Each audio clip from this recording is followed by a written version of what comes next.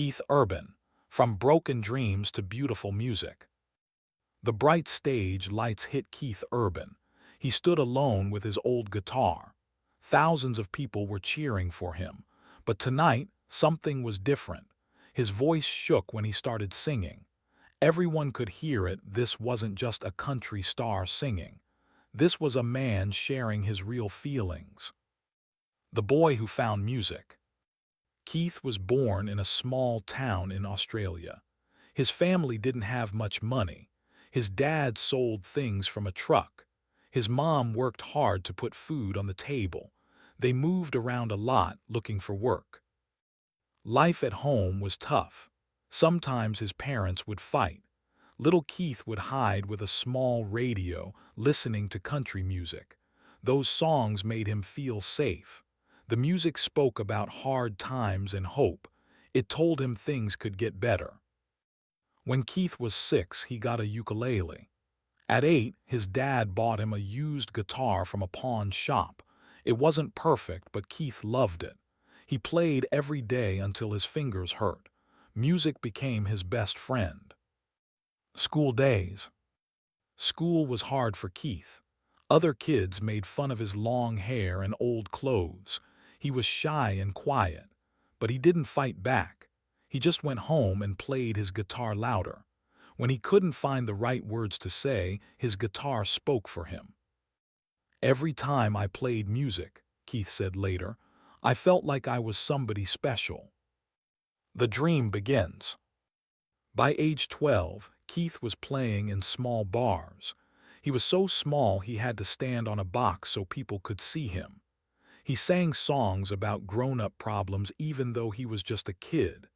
His dad would come watch, cheering louder than anyone. Keith loved American country music. While other Australian kids listened to rock bands, Keith loved songs from Nashville, Tennessee. He dreamed of going there one day. I didn't know what Nashville was, he laughed years later, but I knew that's where I needed to be. Chasing the dream. At 16, Keith joined a band and started traveling around Australia. His dad quit his job to drive the van. His mom packed lunches for them. Sometimes they didn't have money for gas. Sometimes they slept in parking lots. Keith even had to sell his guitar once just to buy food. But Keith never gave up. If I could just make it to America, he told his friends, everything would be okay. Going to Nashville. When Keith was in his 20s, he finally made it to Nashville. He was so excited. But when he got there, nobody knew who he was. Nobody cared about the boy from Australia with big dreams. Keith lived in a tiny apartment with just a bed and a poster on the wall. He played music anywhere people would listen, small bars, parking lots, county fairs. Sometimes he got paid $20. Sometimes he just got a free drink. For 7 whole years, Keith struggled. He almost gave up many times. Record companies would say, "You're good, but not good enough." But Keith kept going. He poured his heart into every song. Success arrives. Finally, people started noticing Keith's music.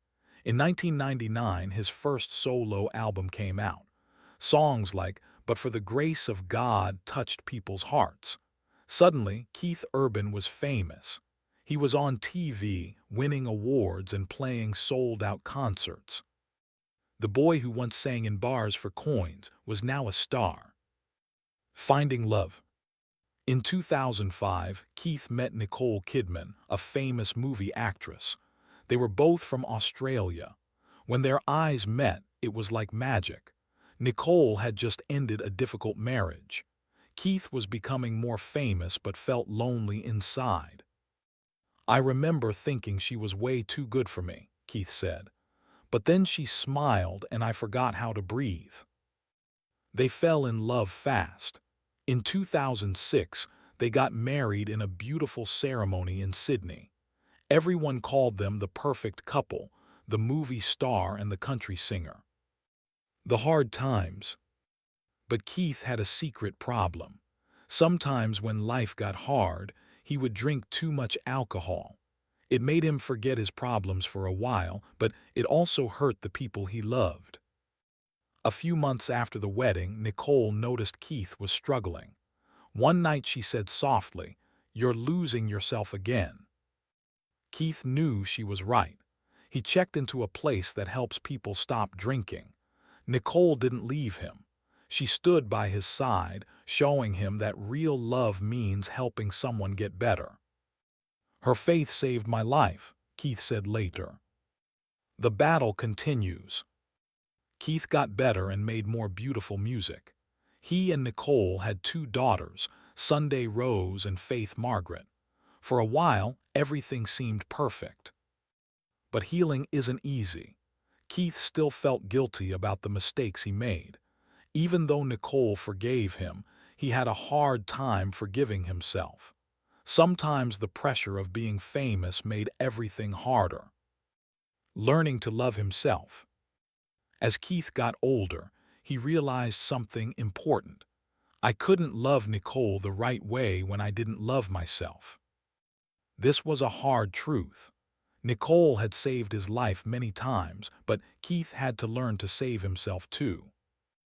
Going separate ways.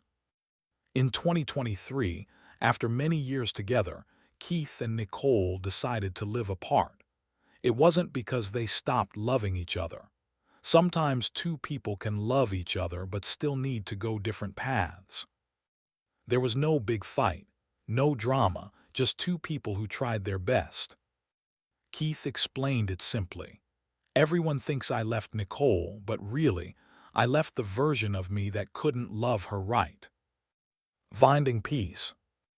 After the separation, Keith didn't do concerts for a while. He went to quiet places to think. He visited his mom in Australia.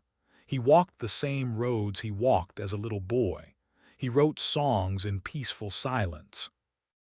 "I wanted to remember what it felt like before fame told me who I should be," Keith explained. Keith stopped drinking completely. He woke up early. He read books. He wrote letters, one to his dad, one to Nicole, and even one to himself as a little boy.